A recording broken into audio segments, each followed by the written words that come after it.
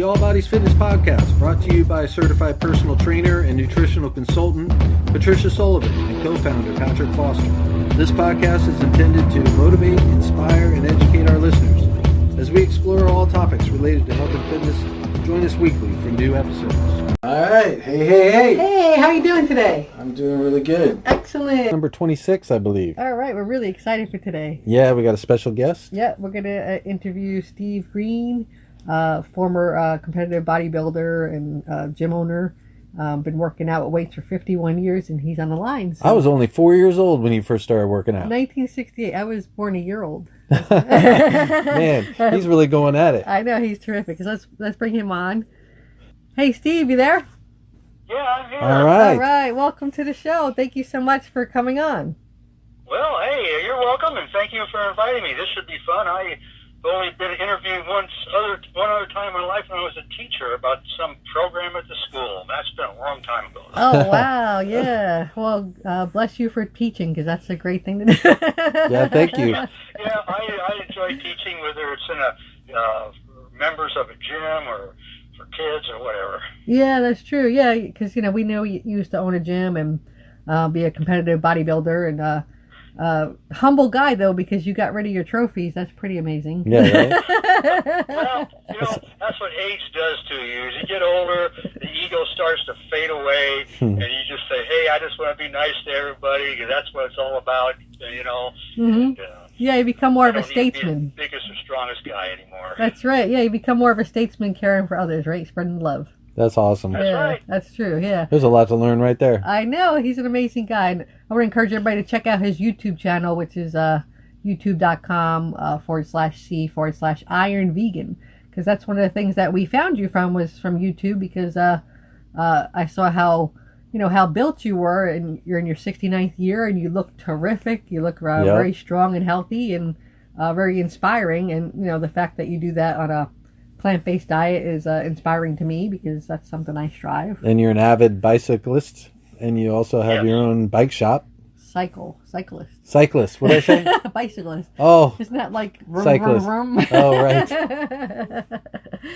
Yeah, I find that pretty amazing, because Steve was telling us how he goes. Is it over 1,000 miles, Steve, when you travel on your bike? Well, I've been in my late 50s and into my 60s here. I've been pedaling on a recumbent down to my mom's house in Southern California.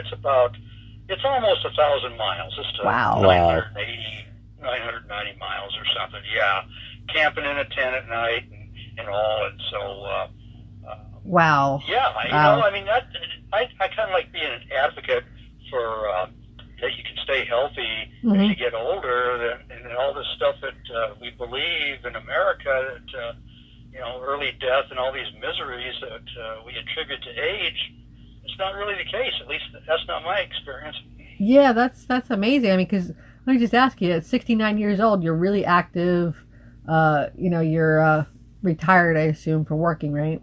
So you stay working out. Yeah, I just retired as just doing what I like, and I'm trying this YouTube channel right now to help people understand how to live healthy and maximize your functional longevity. And I'm not working for anybody else.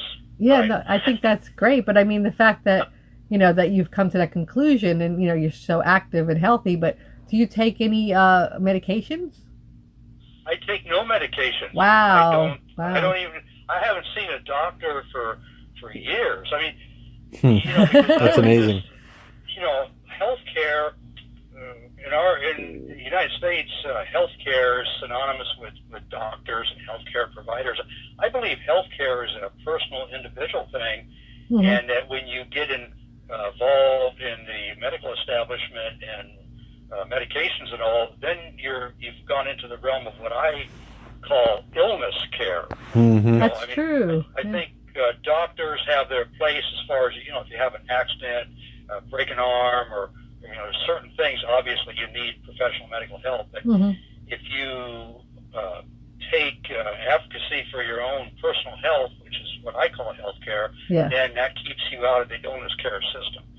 Wow, you're so amazing, because the things you say is the stuff that I've come to believe too. And I was doing a Facebook Live this morning, and I had a postcard that we got in the mail, and I said, this postcard says, become a new patient. It was for some local doctor, and I'm like, why would you want to become a patient? That's exactly true. Yeah. I mean, no, I don't take medications. I don't need them. I believe that if you eat a species-specific diet, which years of study have shown me is a completely herbivorous diet, free of animals and animal products, that these things, these maladies and diseases and conditions that befall most people on the standard American diet will not occur. Oh yeah. Well, I totally agree with you because I'm not as I don't know how long you've been a vegan as far as that goes, but I've only been a vegan for about how old is Gracie? 11, so 6 years. But I haven't been on any medications either, and I'm 50 years old, and I'm kind of following in your footsteps. It sounds like a little bit because I believe that I'm responsible for my health care too. And that, if I feed the body right, I don't need doctors for those medications they want to give you. Right. Or, our society is one that looks for the quick fix, and I know plenty of people that would rather take a pill or have an operation than do what's necessary to take care of themselves. Plus, I was born in the middle of the 20th century, and from infancy, we are fed animals and things that are excreted from animals' bodies, and we just tend to believe we're brought up and told that's normal. Everybody's doing it, and so it's a few people start questioning that after a while, which is what I did 20 years. Actually 40 years ago was when I started, but it was a slow process. But and at that point, you say, hey, this kind of stuff that my parents taught me really isn't beneficial for living a long and fully functional life. Yeah, I hear you. That's what I've come to believe as well, is that it's not the road to path, that that we're literally being fed a lie. So somehow, right. Yeah. And I don't sell anything. I don't sell supplements. I don't do all this. All the study and research that I've done that led to my evolution from basically a carnivore to a herbivore, it was based entirely on one of my primary directives and goals in life, and that's to live long and finish strong, basically to maximize my functional longevity. Because I don't believe that longevity in itself is necessarily a good thing, because I know people that are living plenty long, but they're in a lot of misery, osteoporosis or strokes or heart attacks or dementia. So longevity on its own is not meaningful. So I put the word functional in front of it because I want to be fully functional, like people that I've seen that they're in their hundreds and they're mowing their lawn, they're gardening, they're walking, and they're still doing these things. And so that's been my goal, and the choices that I've made over the years as far as changing my diet radically from what I was taught as a child are based solely on what I have found, and I believe for my study will provide me the greatest success at becoming, here I want to share this with you guys, the oldest documented living human on the planet. There you go. Right. Well, you have some competition with Patricia. She's aiming for 140. So. Yeah, that's my plan. Okay, well, you know what? If I make it to 100, okay, the longest lived documented human right now, to my knowledge, is Jean Calment, a French lady, and she lived to 122 years, 164 days.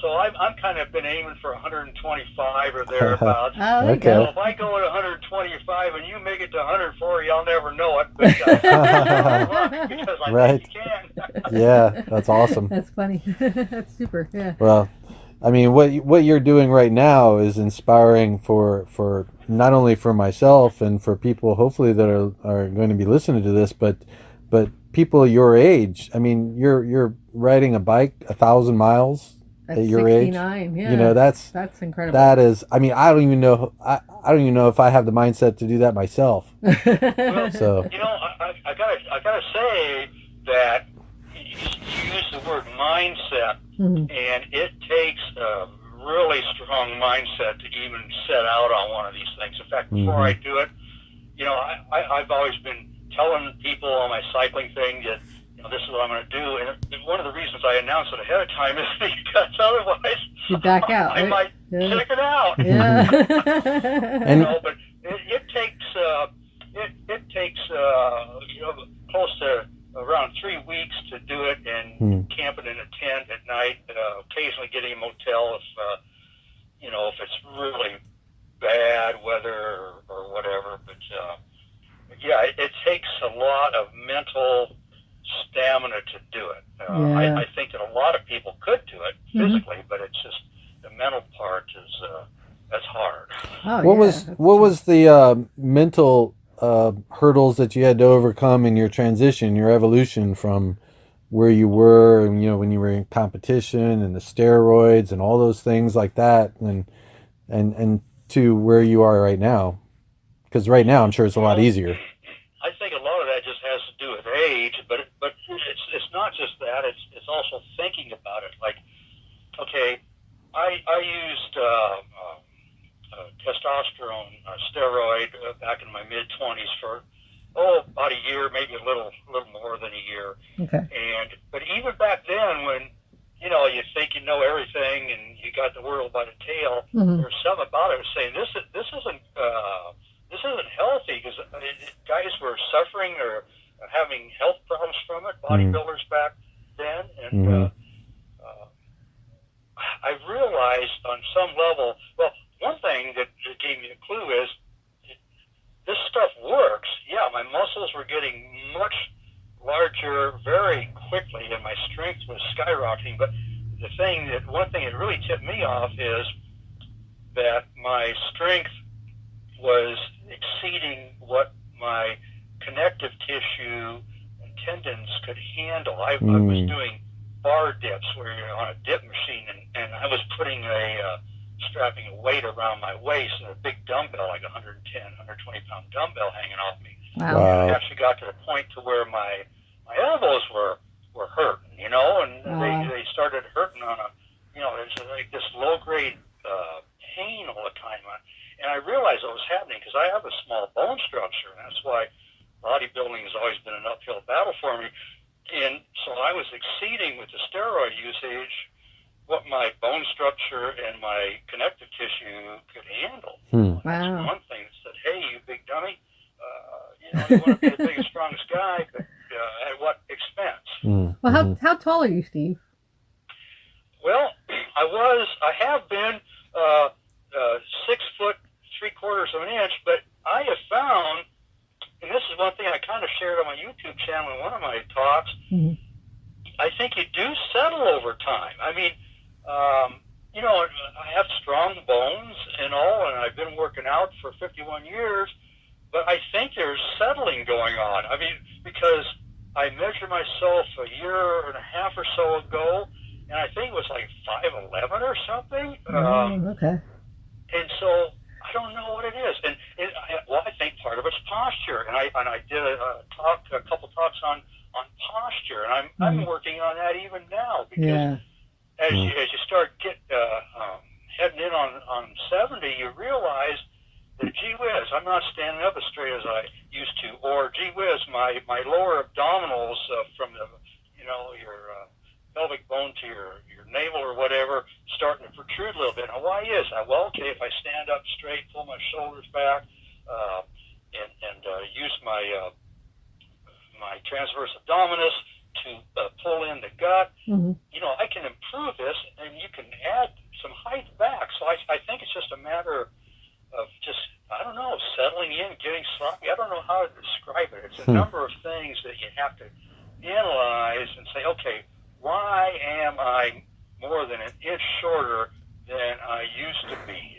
That just doesn't make sense. And so I start looking at things. If there's something that's not the same or quite right, I'll analyze it, and I start like with this height thing, and that leads to posture. Mm-hmm. That's interesting. Yeah, Mm-hmm. I never really looked into that, but I do notice that people tend to think that they lose a couple inches as they get older, and I don't know if it's the the gravity wearing down on you, or some kind of muscle bone density loss. I don't know how that would. Yeah, I'm a little bit shorter than I was. Everybody but, says that, but I haven't looked into it. Yeah. Well, you know what? I think that for the average person, okay, like my mother is a lot shorter, and a lot of that is because of the severe bone disintegration over time. Yeah. And no exercise, so the erector spinae muscles and the muscles of the back that support your torso, they're very weak, and then the bones are getting weaker because they're eating a lot of animal protein or whatever. Their bones are getting very porous, and that leads to a lot of it for average people. Yeah. But I'm not suffering from muscle weakness nor bone porosity issues. And so I start looking at these other things, but you know what? No matter who we are, male, female, working out actively or not, I do believe that our bones become more brittle and weaker over time, just like our muscles do, just like everything about us does. And so I think that it's all a component. But the difference is if a person. Most people just accept that and where they are, but I don't. I look at old photographs. I'm a really analytical, logical guy, and I look at myself. Okay, so why does my waist look so good here, especially the lower part of my abdominal area? But here now, I take a picture, and let's see, I got a little fat pushing out over the edges of my shorts here, and my lower abdominal area is pushing out a little bit more. I don't want it to. So I analyze this stuff and I try to find solutions to it. Yeah. Hey, we have to take a quick second break here, so hold on one second. I'll be right back talking more with Steve Greene. Hold on. Hey, you all. We want to encourage you to check out more about Steve Greene at wildsteve.wordpress.com. Yeah, and check out his YouTube channels, especially the Iron Vegan one, youtube.com/c/Iron Vegan. Great information there. Follow other links to his Amazon books and to his other cycling YouTube channel in the description of this podcast. Great, thank you so much. Let's get back to Steve. All right, we're back. We're back. All right. And we're really enjoying this talk with Steve, and he's giving us a lot of insight, and we do encourage you to check out his YouTube channel and his website, and you'll learn a lot more about what he has to offer as far as health and fitness, and enjoying a great quality of life way into your years, right? Yeah, exactly. And I love what you were saying too, and about you do lose some bone density as you age, but you're not suffering from that because you've kept up with the working out. And that's what I try and tell young people sometimes, is that if you start now, it's like you're building up an IRA for your bones. So as you start to lose some as you get a little older, you have so much more. And that's why you don't have those issues now, right, Steve? Don't you think that's true? Yes, I think that is important. I think the earlier you start, not only do you keep your body stronger early on, but you ingrain certain lifestyle habits to where, like for me, working out with resistance training is as critical and as breathing and eating and sleeping. I mean, I would not even consider giving up being active and working out. And I do believe that it is a critical thing for living long and finishing strong. Yeah, I'm right there with you. That's a mindset and attitude right there too. Yeah, I'm going to remember that. Live long and finish strong. Yeah, Steve always says that on his YouTube channel. I love it. Wanted to get back for 1 second about the steroids, because something that I'm kind of curious about, because I really don't know anything about it. In personal training school, they just tell you that, don't do it, obviously, right? But I know probably when you were taking them, it wasn't even illegal, because I know back in the 70s, right, it wasn't even an illegal thing like it is now. But and I know there's heart issues and stuff from using it for a long time. But can you enlighten our audience a little bit more about, what it does and, how much is even acceptable? Can you do it for like a couple of months and get some gains and be okay? Or, I'm just kind of curious about that. No, I don't think that we should have anything to do with it at all. I don't believe at any level is acceptable. Back in the 70s, for that short period of time where I dabbled in it successfully, but I got out of it, I was just taking a product called Dianabol, little 5 milligram blue pills that are testosterone chemical, and I was taking a shot of depo-testosterone twice a week. So basically, these are very primitive compared to what modern competitive bodybuilders use. And so they weren't nearly as destructive. The people today, both men and women, are using compounds that are far and again more destructive to human health and longevity. And there are high numbers of them paying the price. One fellow died a year and a half ago, Dallas McCarver, at age 26. Oh, wow. That's terrible. And he was rising up very quickly using these things because they have a lot of substances now that they didn't even understand back in the 1970s and 1980s. And when I decided that I was going to stop using that, which was about a year after I started. I didn't last long in the drug scene. Yeah. I thought, okay, I was really strong, and I was one of the strongest guys in the gym. I was doing push presses overhead with a 315-pound barbell, and I just thought, okay, all I have to do, I can over a period of weeks cut down so I'm not using this stuff anymore, but I'll keep training like crazy, and I'll maintain what I have. It's not true. You can't maintain what those things were the root cause for. What happens is when you stop, you revert back to a place where you would have been had you not done them in the first place. Oh, really? And there's some evidence that I've heard now that says you actually revert back to a place that is less than what you would have been had you not been using them, because this one theory that I've heard that sounds reasonable is that you're putting all this artificial testosterone in your body, and your body stops producing as much on its own. Again, I don't know. I've heard this. I've listened to things that sound convincing. And so if that's the case, your body is actually producing less because you're putting in so much artificially.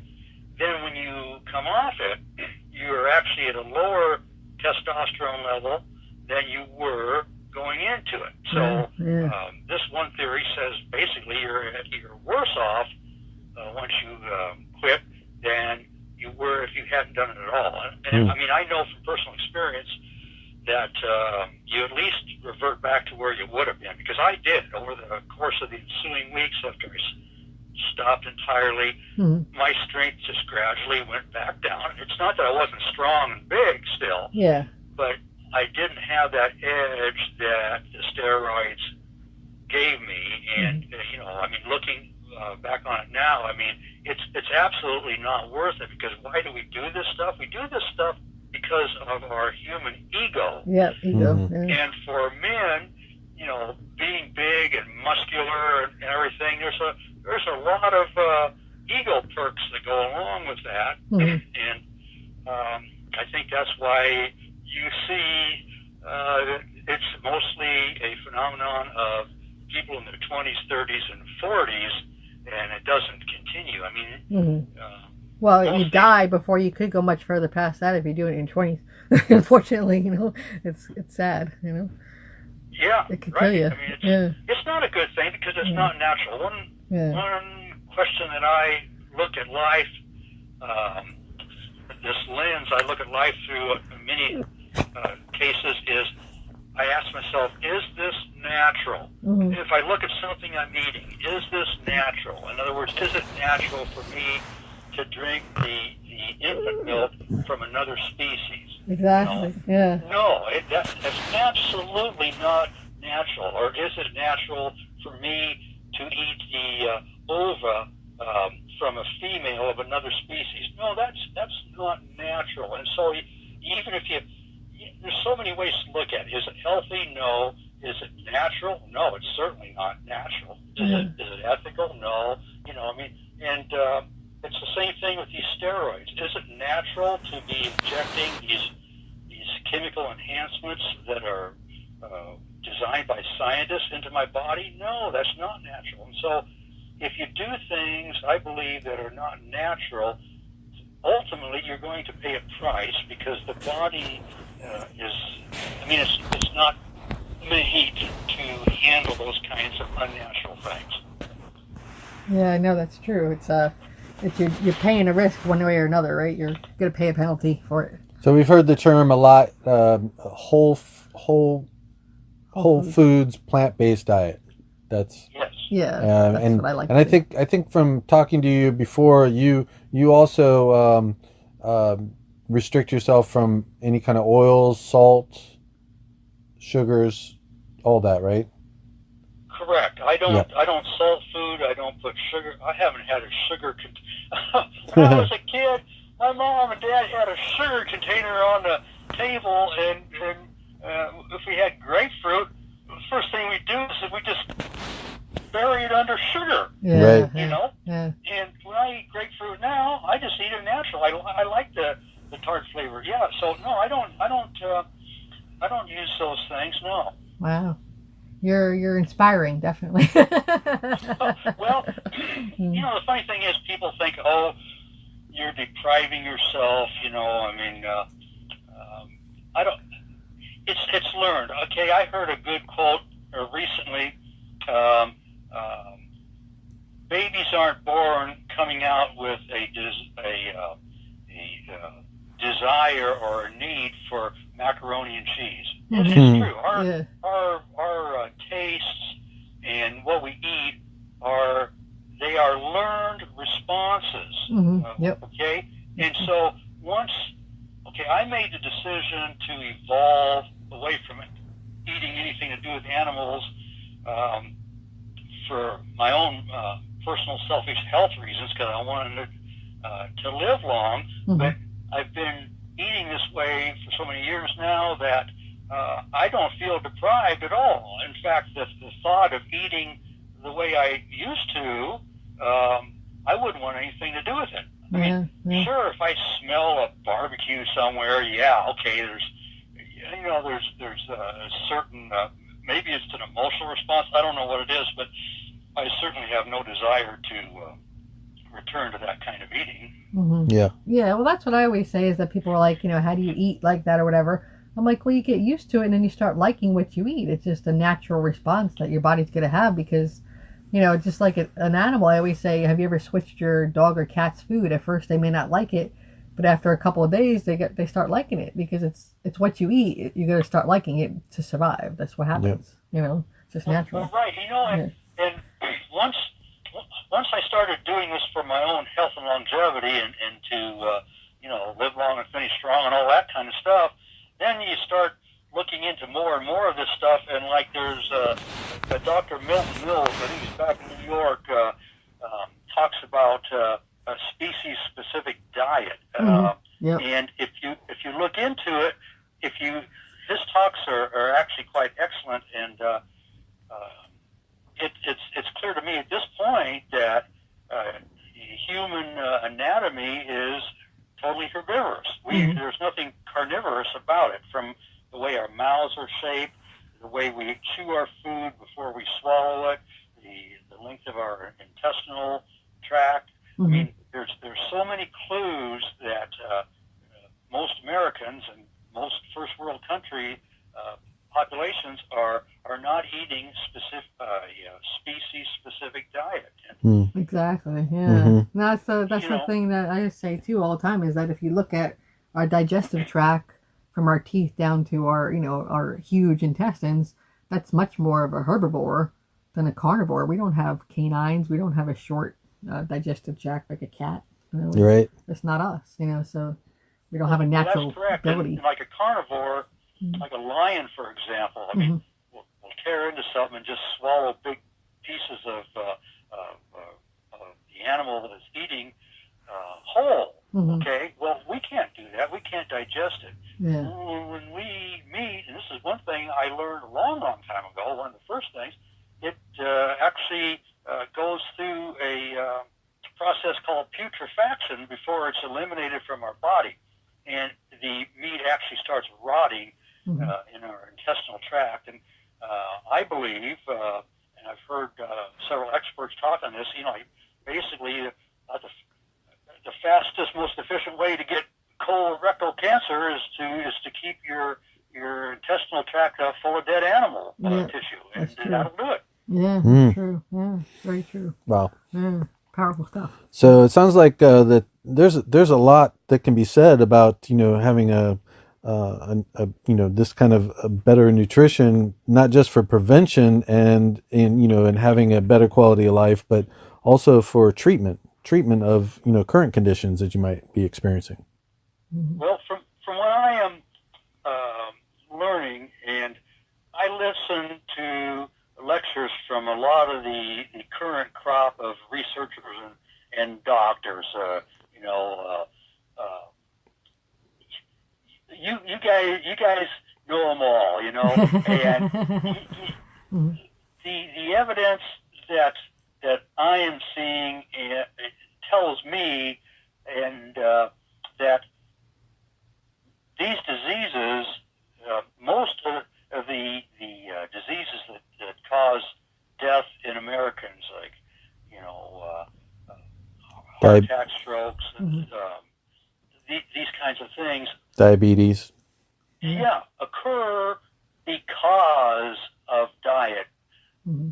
They are not mysterious things that happen, and geez, I don't know how I got it, and so now we have all these diabetic association, cancer association, Alzheimer's associations. They're trying to figure out what kind of drugs or treatment can we do to take care of these things. Well, it's my belief from years of what I've been reading and listening to in lectures that the root cause for most of these things is eating the animal-based diet. Either things that are excreted from animals' bodies, such as eggs or milk and things like that, or eating the animals themselves.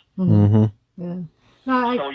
I'm thoroughly convinced on that. And like I say, I am. Here's the thing: you go online, and for everybody that says A, you get somebody that says B. Oh yeah, true. Yeah.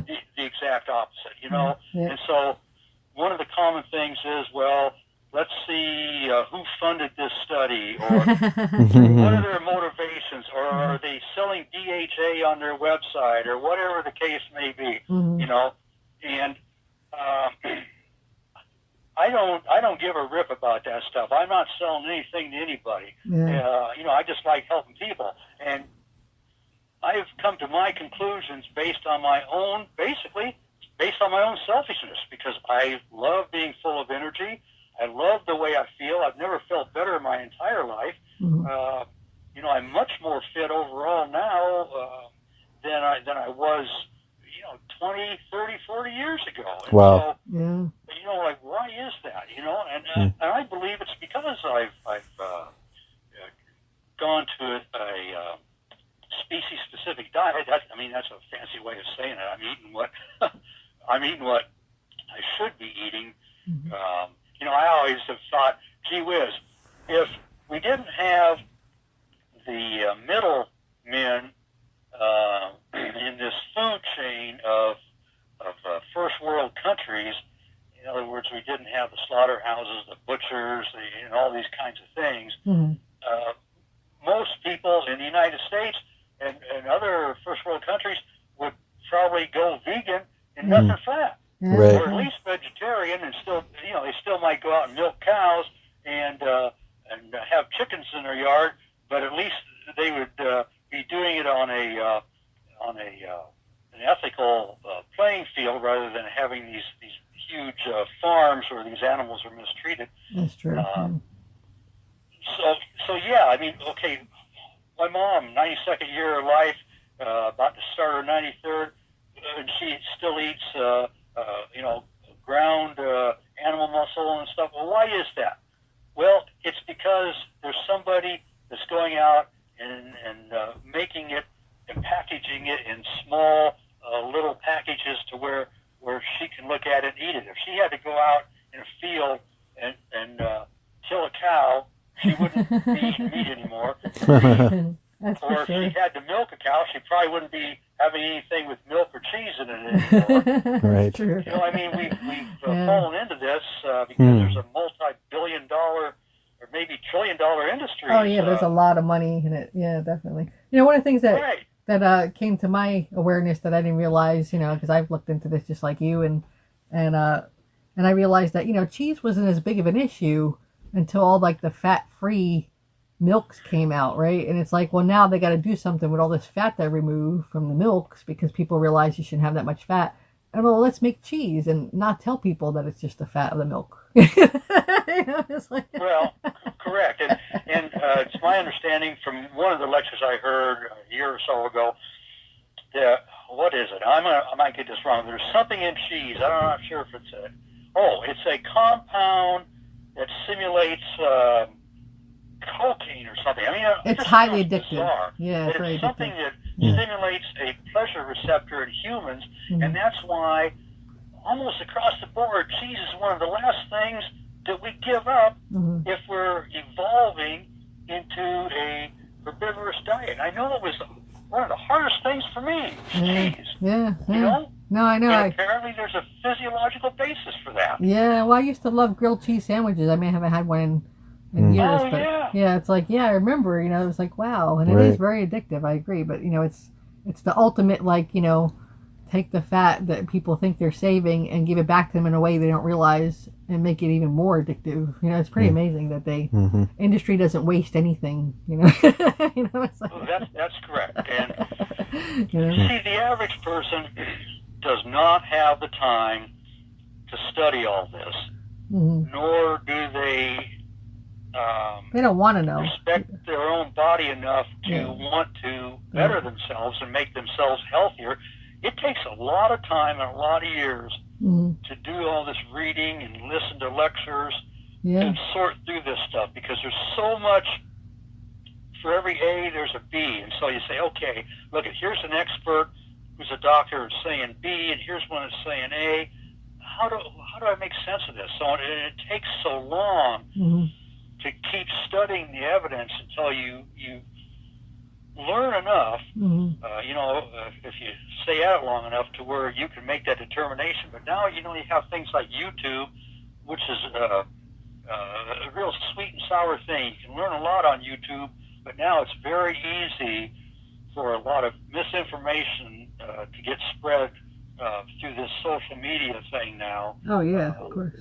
And people that are younger or don't have the time or the desire to watch a million things, or if they want to support what they used to do, they'll just say, okay, they'll glom onto that and say that's the way it is. You know, like, okay, I remember we used to, a bunch of us from the gym used to go to this place that had a night where they served. It was an all-you-can-eat type thing, and you go through there, and they had salads, and they had prime rib, steak, and everything, and you have to pay for the first round, but then you can keep going back.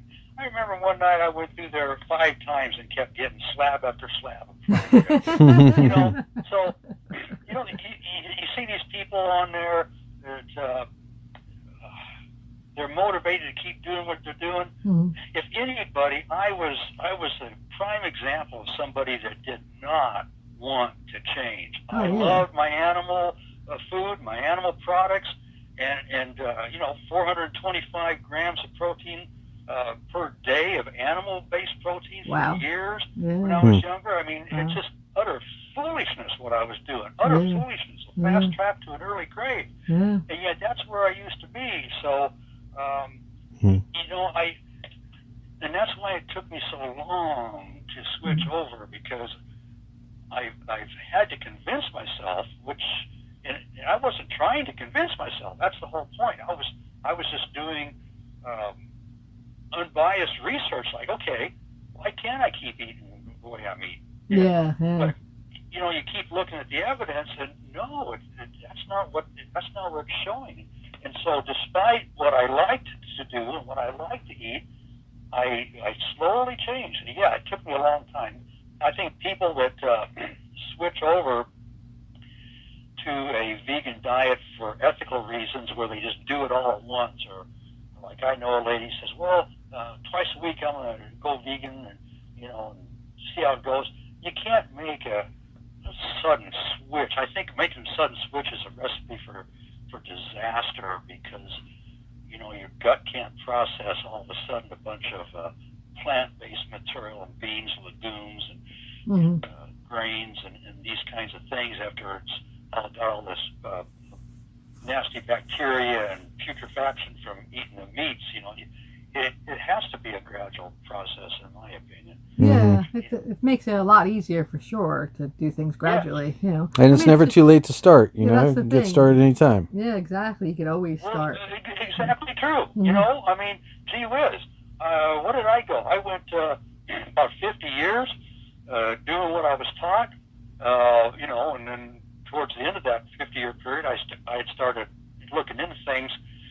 Oh gosh, I guess in my 30s is when I first started. I read a book called Meat on the Menu, Who Needs It? And they were talking about how if you barbecue a steak, the fat that drips off hits the superheated coals and produces this chemical compound that's, it's 600 times more potent than smoking a cigarette or something. I mean, I said, wow, okay. Yeah, carcinogens, yeah, don't barbecue. It's carcinogenic. And so that's what kind of started me, like, okay, well, I've been told you need meat, and for all this bodybuilding I'm doing, I gotta have it. I can't exist on, without the protein in meat. Like, right now when you call, I'm about 3/4 of the way through a lecture being given by Dr. Milton Mills called Protein Chemistry for Understanding Nutrition.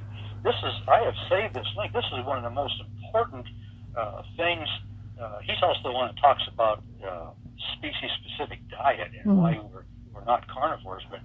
But I'm really listening carefully to what he's saying about protein, and he is echoing what not echoing, but has come to the same conclusions as John McDougall, Neil Bernard, everything about this protein thing. We were basing protein efficiency on animals 100 years ago, and he goes through the reasons why, comparing vegan protein eating to animal eating protein, always making the comparisons like animal eating protein is the gold standard. It's not the gold standard. It's the worst standard. I mean, it should be compared to eating a species-specific diet. But, obviously, nobody listening to me say this stuff around my channel is just going to go, oh, yeah, okay, now it makes sense. Because I'm not the source that's learning this information. Basically, I'm just sharing stuff I've learned from a lot of years of studying it myself. And I don't work from a script. I just work off the top of my head, so I don't sound that great, But I think I write better than I talk. Yeah, that reminds me, you're an author too. How many books have you published? Oh, I've 11. Wow.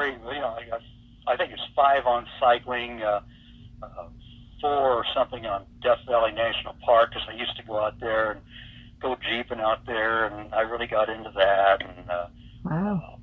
1 on life philosophy, like, okay, this idea, like the big question, why are we here? I mean, what's the point? Why eat good? We're going to die anyway, and all this kind of stuff. And how do I reconcile this? How do people who are not supernaturalists reconcile life? And so you start looking at things. So I wrote a book about all that, and I wrote one about my when I was a cop in Colorado back in the 1980s. Colorado lawman. Thank you for your service. That was a little experience. I just write about what I know about, firsthand. Yeah, that's cool. Yeah, that's very cool. Yeah. Well, you're a fascinating guy, and I encourage everybody to go check out your YouTube channel, the Iron Vegan channel, as well as you have a cycle one too, right? So let me tell them that address. It's youtube.com/user/wilderness rogue, R-O-G. Rogue, yeah, R-O-G-U-E. Yep. Yeah, that's a great one too. So they should definitely check you out, and they can look on Amazon for your books, right? Under Steve Greene. Yeah, just you can go to my author page on Amazon. It's amazon.com/author/Steve Greene. Amazon makes it real easy to find somebody. Oh yeah, that's Green. Yeah, with the E at the end. E at the end. Yeah. Green with the E at the end. Yeah. That's a good point. Thanks for bringing that up, Patrick. Because most people leave that E off the end of Green. Yeah, right? Yeah, definitely. I always remember it because it makes you more memorable to me. Yeah, well there you go. Green with I always used to say Green with an E, and then I worked with a guy a few years ago. It called me a 3-E'd Green because there's 3 E's in my last name. Yeah, that's good. Cool. But if you include my first name, it's 5 E's. Wow. Green with 5 E's. I was originally going to try to get an email. If you look at my name, Steve, the last 3 letters are V-E, and I was going to add a G-A into that. I was going to do Steve Vegan. Because the letters are good. weird, but somebody already had it, so I was out of luck. Oh well. Well, I like Iron Vegan. That sounds really cool because it's what you are. You lift the iron and you're a vegan, and people don't always know that you can be strong and get your protein from vegan diet. That people don't always understand that, and it's great that you're out there telling them that as well. And with all your years' experience, hopefully they listen to you better than they listen to me because I'm just a girl doing a channel. So yeah, my channel is kind of weird because who in the world is my audience? It's not bodybuilders because I think anybody that's vegan doesn't know what they're talking about. Mm-hmm. And is it vegans? I don't know. Because most vegans aren't into bodybuilding, But I kind of wanted to combine them to show that you can thrive on. Without animal proteins. And in fact, a new movie just came out. It was supposed to come out a year and a half ago called The Game Changers, and it's all about... Oh, yeah. Yeah. Did that come out yet? Did it come out? Yeah, and so I haven't seen it yet. Okay. And, but it's incredible because it's people that are really into health and fitness and strength and athletic performance that are just eating totally... vegan diet, and they're excelling. Some of them are the top in their sport. Yeah, I think even Arnold Schwarzenegger's in that, right? He became vegan, right? Yes, yes. Arnold. I don't think Arnold, as far as I know, he's not a total vegan or anything. But I think he's on the path. He's just maybe on the path. I got a place I was years ago. He's walking that path. Mm-hmm. Who knows if he'll keep going on it? I mean, the last I know, he was smoking cigars still. So I thought he was an environmentalist. He's had heart surgery, so he's not the best example. But people listen to Arnold, so if he can make a difference, then more power to him. Well, I think he's an environmentalist because the state of California is in such a mess, and he sees it's an environmental issue to eat ethically too because of the the rainforests and all those other things. Oh yeah, so. And one of the things I'm hearing is, and again, I just kind of parrot what I hear, but one of the things I've heard from several sources is that the animal agriculture is the leading cause of our CO2 issue thing. Yeah, the methane and all that. Over industry and cars. And I don't know if that's true or not. But yeah, I've heard that too. I don't know either, but it sounds reasonable because. Well, I know we're clearing the rainforest to make more grazing lands too because of all the demand for meat, so that's an issue as well. So, and the people that work in those places are treated awful. So, in slaughterhouses and that kind of thing, meat packing. So I've heard that if we took the grain that we fed to animals, so we can get a pound of meat from them, we could feed the world with everything we're feeding all this massive multi-trillion-dollar industry with. Yeah, I believe that's true. Yeah. So who knows? I don't know. Yeah. It sounds reasonable, and it certainly is something to think about. Yeah, definitely. Well, it's been great talking to you. Yeah, definitely. Yeah, we really definitely. appreciate that you taking the time to come and spend this time with us. And Yeah, it's been terrific, and I always learn so much from you. You're a very intelligent guy with a lot more experience under the belt. So I always love listening to you and learning something. which is what we want to really encourage people to do is experience this change, and try it out for yourself, right? Yeah, see how they feel. Yes, but I like I say, I would not recommend just all of a sudden like, okay, on Monday I'm going to not eat animals or animal products for the rest of my life. Right. I mean, yeah, you can do it, but it's good. It's going to cause you like some gut gas problems, and you're just going to feel weird for a while. I mean, if you're dead set on it, yeah, you can make it work, but that's kind of the hard way to do it, I think. Yeah, it's kind of by fire, right? I mean, yeah, definitely it's gonna. I always say, go with the more fiber first and work your way towards it. Have a meatless Monday. Work towards it, like you said. Some gradual change is good too, because there's no vegan police if you're vegan a couple of days a week and not. Nobody's gonna arrest you. That's right.